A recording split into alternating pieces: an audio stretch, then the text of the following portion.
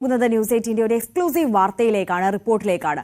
വടകരയിൽ sitting MP ആയിരുന്ന K മുരളീധരനെ തൃശൂരിൽ സ്ഥാനാർത്ഥിയാക്കാനുള്ള നീക്കത്തിന് പിന്നിൽ കെപിസിസി അധ്യക്ഷന്റെ അറ്റാച്ച്ഡ് സെക്രട്ടറി കെ ജയന്തിന് പങ്കുണ്ടെന്ന വിലയിരുത്തലിൽ ഹൈക്കമാൻഡ്. കണ്ണൂർ ലോക്സഭാ സീറ്റ് ലക്ഷ്യമാക്കി ജയന്ത് നടത്തിയ നീക്കമാണ് കെ മുരളീധരന് കെണിയായി മാറിയതെന്നാണ് നേതൃത്വത്തിന്റെ നിരീക്ഷണം. അറ്റാച്ച്ഡ് സെക്രട്ടറിയുടെ നിയമന വിഷയത്തിൽ ദേശീയ നേതൃത്വം കടുത്ത അതൃപ്തിയിലാണെന്ന വിവരവും പുറത്തുവരുന്നുണ്ട്.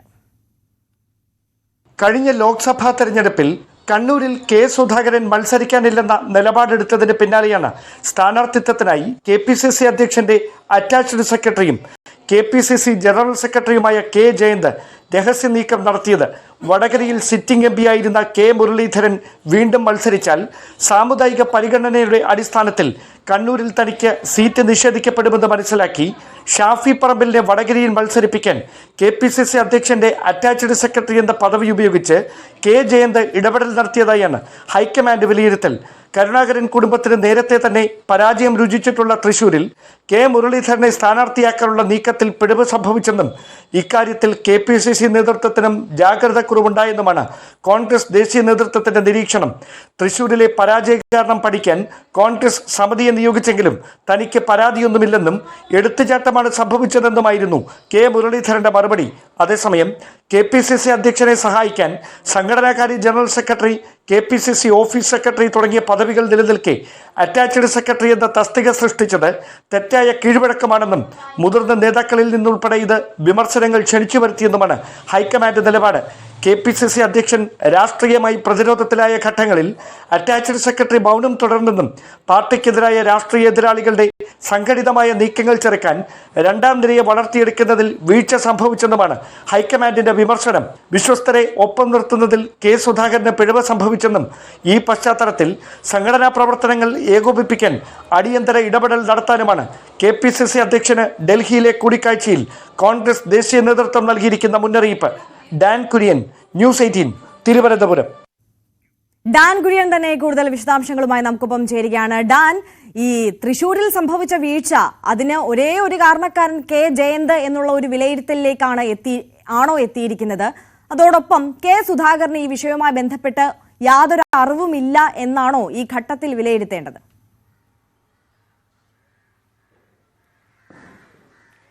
നേരത്തെ മുതൽ തന്നെ കെപിസിസി അധ്യക്ഷന്റെ അറ്റാച്ച്ഡ് സെക്രട്ടറി കെപിസിസി അധ്യക്ഷൻ എടുക്കുന്ന നിർണായകമായ തീരുമാനങ്ങളിൽ ഇടപെടൽ നടത്തുന്നു. ബ്ലോക്ക് ഭാരവാഹികളെ, ഏതാണ്ട് 280-ലധികം ബ്ലോക്ക് ഭാരവാഹികളെ നിയമിക്കുന്ന ഘട്ടത്തിൽ ഉൾപ്പെടെ ലിസ്റ്റിൽ ഉൾപ്പെട്ട പേരുകൾ വെട്ടി തനിക്ക് വേണ്ടപ്പെട്ടവരെ ഈ ലിസ്റ്റിൽ തിരികെ കയറ്റാനുള്ള ശ്രമം നടത്തി. അങ്ങനെ തിരുവനന്തപുരം ജില്ലയിലടക്കം അത് വലിയ വിവാദങ്ങൾക്ക് വഴിവെക്കുന്ന സാഹചര്യമൊക്കെ ഉണ്ടായിരുന്നു. അതിനിടയിലാണ് ഈ വിവാദങ്ങളൊന്ന് കെട്ടടങ്ങുന്നതിനിടയിൽ തൃശ്ശൂരിലെ ലോക്സഭാ തെരഞ്ഞെടുപ്പിൽ കോൺഗ്രസിനുണ്ടായ കനത്ത പരാജയവുമായി ബന്ധപ്പെട്ട ഗൗരവതരമായ പഠനം, അത് കെപിസിസി നിയോഗിച്ച സമിതിയും ഹൈക്കമാൻഡ് സമാന്തരമായും അതുമായി ബന്ധപ്പെട്ട വിശദമായ അന്വേഷണം നടത്തുന്നുണ്ടായിരുന്നു.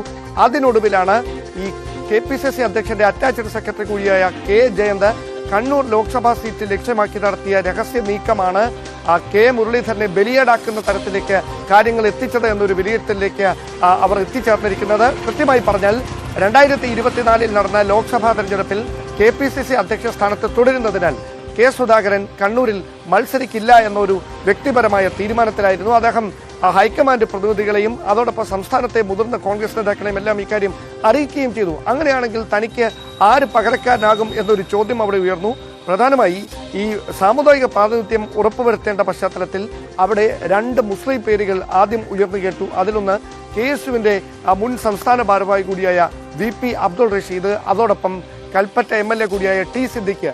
ഈ 2 പേരുകൾ ഉയർന്ന് കേൾക്കുന്നതിനിടയിലാണ് ഈ സീറ്റ് ലക്ഷ്യമാക്കി മുമ്പോട്ട് വന്ന കെ ജയന്ത് ഇവരിൽ ആരെങ്കിലും കണ്ണൂരിൽ സ്ഥാനാർത്ഥിയായാൽ തനിക്ക് അവസരം നിഷേധിക്കപ്പെടുമെന്നൊരു സാഹചര്യം ഉരുത്തിരിയുകയും അങ്ങനെ കെ മുരളീധരനെ വടകരയിൽ നിന്ന്, സിറ്റിംഗ് എംപി ആയ കെ മുരളീധരനെ വടകരയിൽ നിന്ന് തൃശ്ശൂരിലേക്ക് മാറ്റിക്കൊണ്ട് BJPയുമായി നേർക്കുനേർ പോരാട്ടം കോൺഗ്രസ് നയിക്കുകയാണ് എന്നൊരു പ്രചാരണം നയിച്ച് അങ്ങനെ വടകരയിൽ ഒരു മുസ്ലിം സമുദായത്തിന്റെ പ്രതിനിധിയെ സ്ഥാനാർത്ഥിയാക്കുന്നതിലൂടെ കണ്ണൂരിൽ ഈഴവ പ്രാതിനിധ്യത്തിൽ തനിക്ക് സ്ഥാനാർത്ഥിയാകാമെന്നൊരു രഹസ്യ അജണ്ടയിൽ ഇങ്ങനെ ഒരു നീക്കം നടത്തിയതെന്നാണ് ദേശീയ നേതൃത്വത്തിന്റെ വിലയിരുത്തൽ. അങ്ങനെ ഷാഫി പറമ്പിൽ വലിയ ഭൂരിപക്ഷത്തിൽ വടകരയിൽ നിന്ന് വിജയിക്കുന്നു. പക്ഷേ ദയനീയമായ പരാജയം, 3ാം സ്ഥാനത്തേക്ക് പിന്തള്ളപ്പെട്ട പരാജയം തൃശൂരിൽ കെ മുരളീധരന് ഏറ്റുവാങ്ങേണ്ടി വരുന്നു. അതായത് കരുണാകരൻ കുടുംബത്തിന് ഒരുപാട് തവണ പരാജയം നേരിട്ടിട്ടുള്ള ഒരു മണ്ഡലമാണ് തൃശൂര്. ആ മണ്ഡലത്തിലേക്ക് ഒരു ജാഗ്രതയും ഇല്ലാതെ, അല്ലെങ്കിൽ ഒരു എടുത്തുചാട്ടം എന്ന വണ്ണമാണ്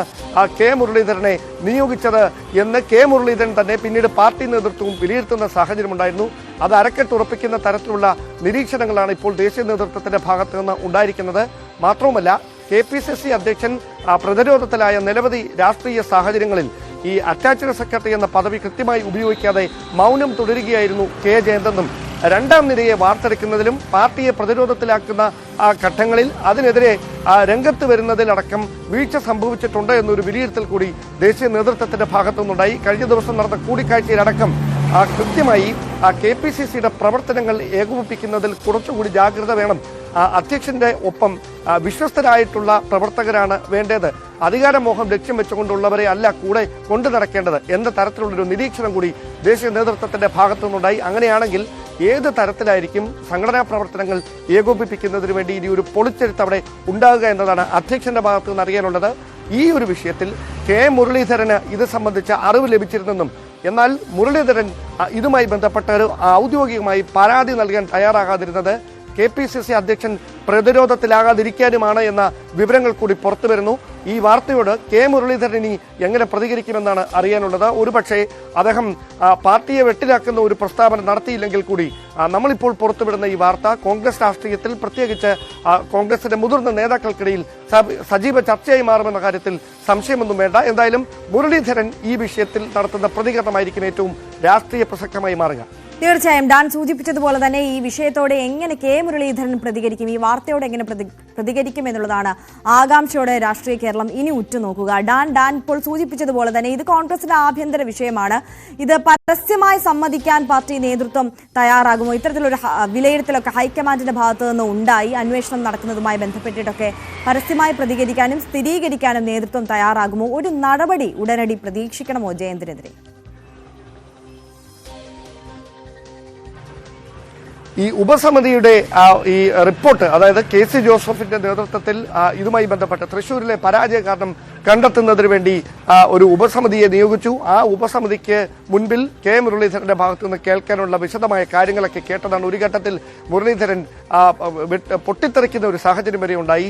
പക്ഷേ പരസ്യമായ ഒരു പ്രതികരണത്തിന് അദ്ദേഹം തയ്യാറായില്ല. ആകെ ഒറ്റ വാചകത്തിൽ മാത്രം പരാജയ കാരണം ഒതുക്കി. എന്റെ എടുത്തുചാട്ടമാണ് ഈ പരാജയത്തിലേക്ക് നയിച്ചത്, മറ്റൊന്നും എനിക്ക് പറയാനില്ല എന്ന് പറഞ്ഞ് മുരളീധരൻ ഒഴിഞ്ഞു മാറുകയായിരുന്നു. പക്ഷേ അതിന് പിന്നിൽ മറ്റ് ചില രാഷ്ട്രീയ നീക്കങ്ങൾ കൂടി നടന്നിട്ടുണ്ട്. ബോധപൂർവമായൊരു രഹസ്യ നീക്കം നടന്നിട്ടുണ്ട്, ഒരു ഗൂഢാലോചന നടന്നിട്ടുണ്ട്. അതിന്റെ ഇരയായി മാറുകയായിരുന്നു കെ മുരളീധരൻ എന്ന വിവരങ്ങൾ കൂടി പുറത്തു വരുമ്പോൾ മുരളീധരനെ സംസ്ഥാന രാഷ്ട്രീയത്തിൽ ഒതുക്കാനുള്ള നീക്കം നടക്കുന്നുണ്ടെങ്കിൽ അതിന് പിന്നിൽ ആര്?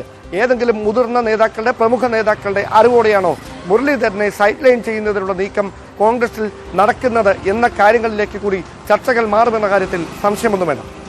തീർച്ചയായും ഡാൻ കുര്യനാണ് വിശദാംശങ്ങൾ നൽകിയത്.